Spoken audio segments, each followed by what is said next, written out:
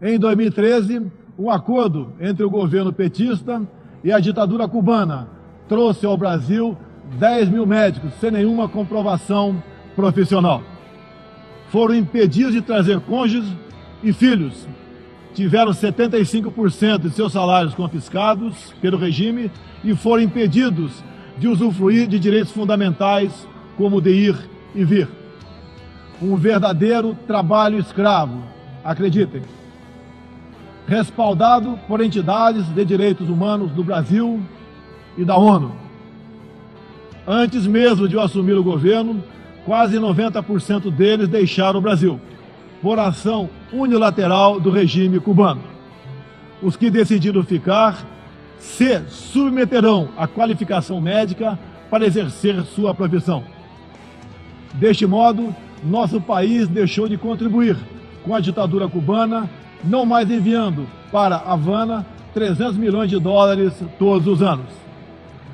A história nos mostra que já nos anos 60, agentes cubanos foram enviados a diversos países para colaborar com a implementação de ditadura. Há poucas décadas, tentaram mudar o regime brasileiro e de outros países da América Latina. Foram derrotados. Civis e militares brasileiros foram mortos e outros tantos tiveram suas reputações destruídas, mas vencemos aquela guerra e resguardamos nossa liberdade. Na Venezuela, esses agentes do regime cubano, levados por Hugo Chávez, também chegaram e hoje são aproximadamente 60 mil que controlam e interferem em todas as áreas da sociedade local, principalmente na inteligência e na defesa. A Venezuela, outrora um país pujante e democrático, hoje experimenta a crueldade do socialismo. O socialismo está dando certo na Venezuela.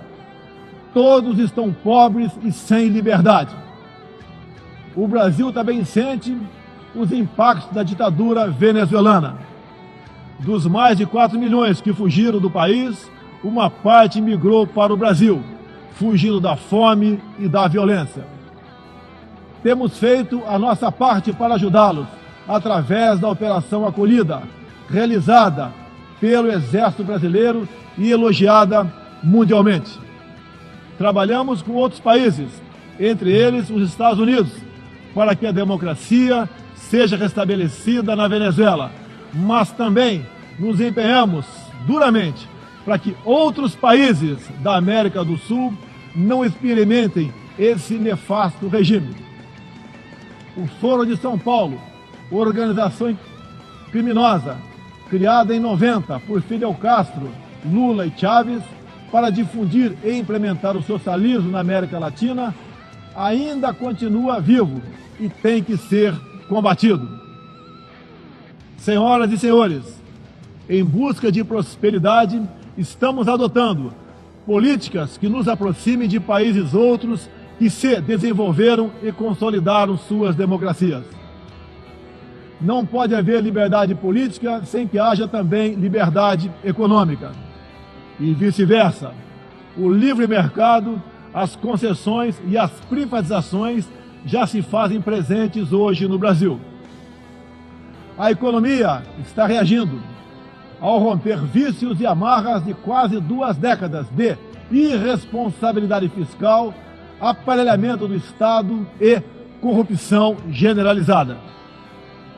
A abertura, a gestão competente e os ganhos de produtividade são objetivos imediatos do nosso governo. Estamos abrindo a economia e nos integrando às cadeias globais de valor. Em apenas 8 meses, concluímos os 2 maiores acordos comerciais da história do país, aqueles firmados entre o Mercosul e a União Europeia, e entre o Mercosul e a Área Europeia de Livre Comércio, o EFTA. Devido aos focos de incêndio na Amazônia, despertaram nosso sentimento patriótico. É uma falácia dizer que a Amazônia é patrimônio da humanidade e um equívoco, como atestam os cientistas, afirmar que a Amazônia, a nossa floresta, é o pulmão do mundo. valendo-se dessas falácias, um ou outro país, em vez de ajudar, embarcou nas mentiras da mídia e se portou de forma desrespeitosa com o espírito colonialista. Questionaram aquilo que nos é mais sagrado, a nossa soberania.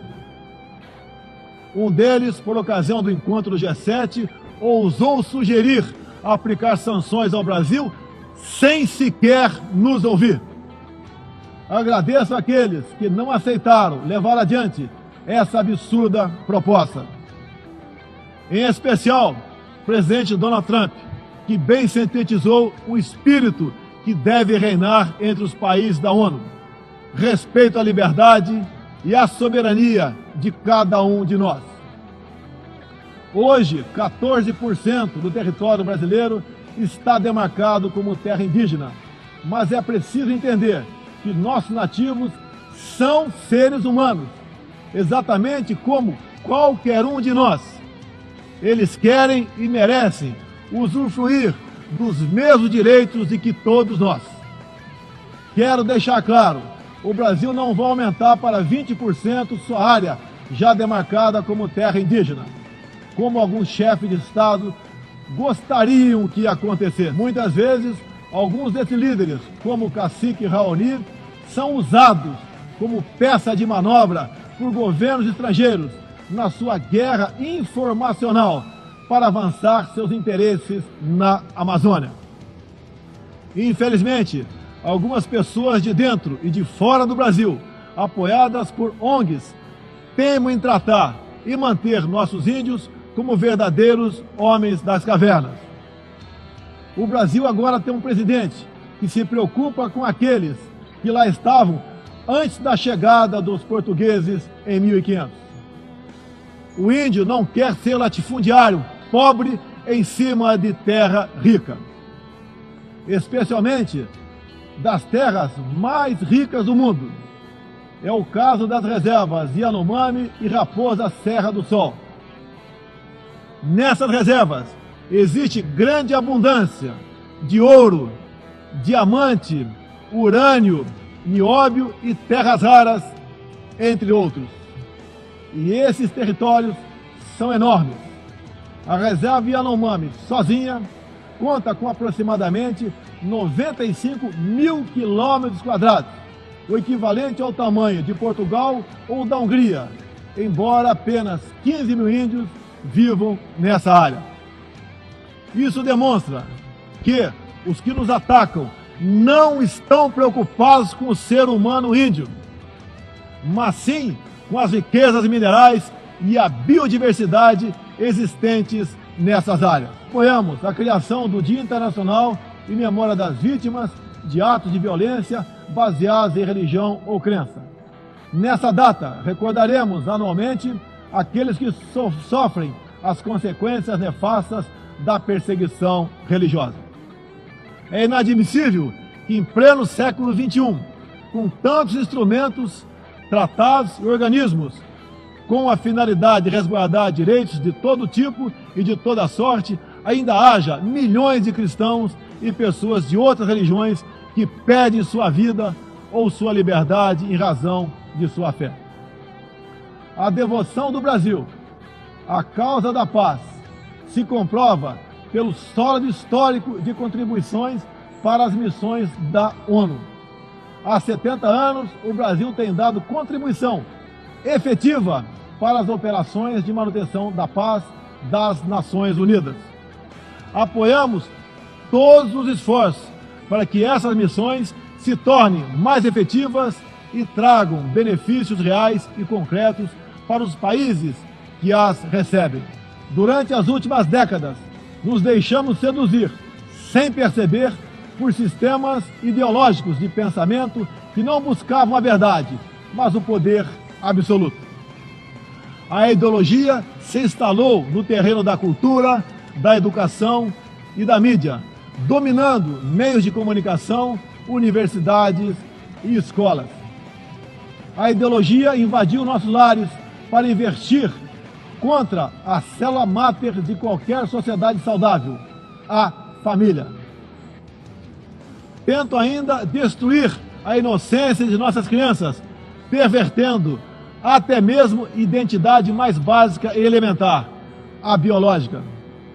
O politicamente correto passou a dominar o debate público para expulsar a racionalidade e substituí-la pela manipulação, pela repetição de clichês e pelas palavras de ordem.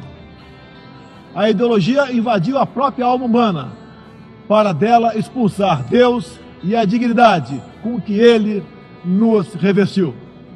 E, com esses métodos, essa ideologia sempre deixou um rastro de morte, ignorância e miséria por onde passou. Sou prova viva disso. Fui covardemente esfaqueado por um militante de esquerda e só sobrevivi por um milagre de Deus. Mais uma vez, agradeço a Deus pela minha vida.